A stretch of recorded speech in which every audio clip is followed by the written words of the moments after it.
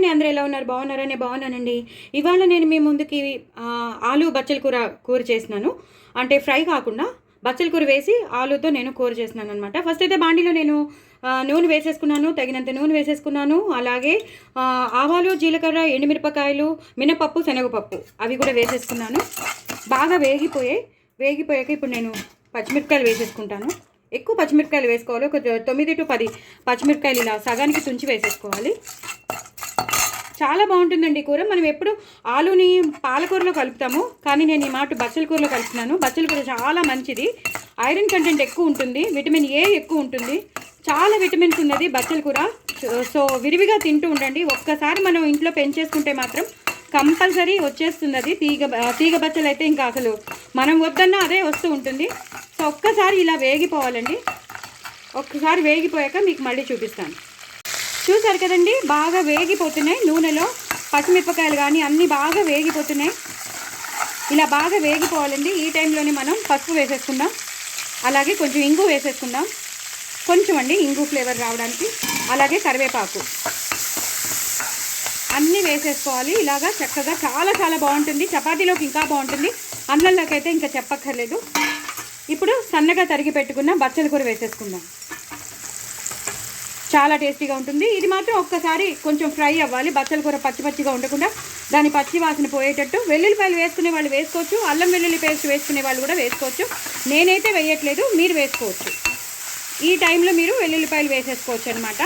పచ్చిమిరపకాయలు వేసినప్పుడు మీరు వేసేసుకోవచ్చు. ఇది ఒక్కసారి వేగాలండి. ఇది ఒక్కసారి వేగాక మీకు మళ్ళీ చూపిస్తాను.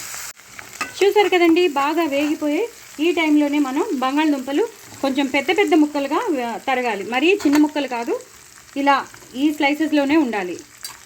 అప్పుడే బాగుంటుందండి కూర. మరీ చిన్నగా తరిగితే మాత్రం అస్సలు బాగోదు. ఈ మాత్రం సైజులో ఉంటేనే, ఇలాంటి క్యూబ్స్లో ఉంటేనే బాగుంటుంది కూర. సో మొత్తం మీరు ఎన్ని బంగాళదుంపలు వేసుకోవాలనుకుంటున్నారో అంత బంగాళదుంపలు వేసేసుకోండి. నేను అంటే ఇంచుమించు ఒక 2 కట్టలు ఉన్న బచ్చల కూర వేసేసాను. 2 కట్టలు ఉంటుందండి. సో అదంతా వేసేసి ఇలా పూర్తిగా కలిపేసుకోవాలి. ఈ బచ్చల కూర అంతా దీనికి పట్టేయాలన్నమాట. పట్టేసి కొంచెం వాటర్, మగ్గడానికి కొంచెం వాటర్, ఇది మూత పెట్టేసుకోవాలి. తర్వాత మీకు మళ్ళీ చూపిస్తానండి. చూసారు కదండి, బాగా ఉడికిపోయి బంగాళదుంపలు కూడా బాగా ఉడికిపోయాయి. కాబట్టి ఇప్పుడు మనం ఆవాలు, మెంతులు, ఎండుమిరపకాయలు డ్రై రోస్ట్ చేసి పెట్టుకుంటున్నాను కదా, అది, అలాగే తగినంత ఉప్పు, రుచికి తగినంత ఉప్పు, అలాగే మనం పచ్చిమిరపకాయలు వేసుకున్నాం కాబట్టి 1/2 స్పూన్ కారం, అలాగే సాంబార్ పొడి మనం చేసి పెట్టుకుంటాం కదండి, ఆ సాంబార్ పొడి అదొక 1 స్పూన్ వేసేసి పూర్తిగా ఇలా కలిపేసుకోవాలి. చాలా చాలా బాగుంటుందండి. చపాతీలోకి బాగుంటుంది, అన్నంలోకి బాగుంటుంది. చాలా డిఫరెంట్ టేస్ట్ ఉంటుంది. ఎప్పుడు రొటీన్గా మనం బంగాళదుంపలు కూర చేసుకోవడం కాకుండా ఇలా ఉప్మా కూర కానీ, లేదా ఉల్లికారం పెట్టి కానీ, టమాటో వేసి కానీ, రకరకాలుగా మనం బంగాళదుంపలు వేసి చేసుకుంటాం కదా. బఠానీ అని కానీ, క్యాబేజ్ అని కానీ, దాంట్లో కలిపేసి కానీ చేసుకుంటూ ఉంటాం. మీల్ మేకర్ అని కానీ, అలా మనం డిఫరెంట్ చేసుకుంటూ ఉంటాం. అలా చేసుకోకుండా ఇలా ఒకసారి ట్రై చేయండి. చాలా చాలా చాలా చాలా చాలా టేస్టీగా ఉంటుంది. ఇలా ఇప్పుడు మగ్గిపోయింది కదండి, బాగా ఉడికిపోయి బాగా మగ్గిపోయింది. ఈ టైంలోనే మనం లాస్ట్ టచ్ ఇవ్వాలి కదా, గరం మసాలా టచ్ ఇవ్వాలి. ఎందుకంటే ఇది కొంచెం మనం బచ్చల కూర కలిపాం. సో బచ్చల కూర ఇలాగా మనం వేసాం కాబట్టి ఇలాంటి కూరలకి కొంచెం మసాలా టచ్ ఇస్తేనే బాగుంటుంది.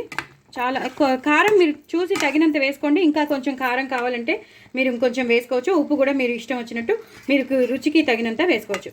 సో ఒక్కసారి అయిపోయింది కదండి, ఇంకా అన్నీ వేసేసినట్టే. మనం గరం మసాలా, ఉప్పు, కారం అన్నీ వేసేసాం. ఇప్పుడు తగినంత కరివేపాకు, అలాగే కొత్తిమీర. చాలా చాలా టేస్టీగా ఉంటుందండి. కూర మాత్రం అదిరిపోతుంది. అన్నంలో కలుపుకొని తింటే చెప్పక్కర్లేదు, అంత టేస్టీగా ఉంటుంది. ఇంకా చపాతీలోకి అయితే విపరీతమైన టేస్టీ, పూరీలో కూడా చాలా బాగుంటుంది. ఇటు మనకి బచ్చల కూర వెళ్ళినట్టు ఉంటుంది, మనకి బంగాళదుంప కూర తిన్నట్టు ఉంటుంది. సో డూ ట్రై ఇట్ అండి. నా ఛానల్ని సబ్స్క్రైబ్ చేసుకోండి, సపోర్ట్ చేయండి. వెరీ టేస్టీ ఆలు బచ్చల కూర చాలా చాలా టేస్టీగా ఉంటుంది. పిల్లలు చాలా ఇష్టపడతారు, పెద్దవాళ్ళు కూడా ఇష్టపడతారు. మీరు నా ఛానల్ని మాత్రం సబ్స్క్రైబ్ చేసుకోవడం అసలు మర్చిపోద్దండి. బాయ్ అండి.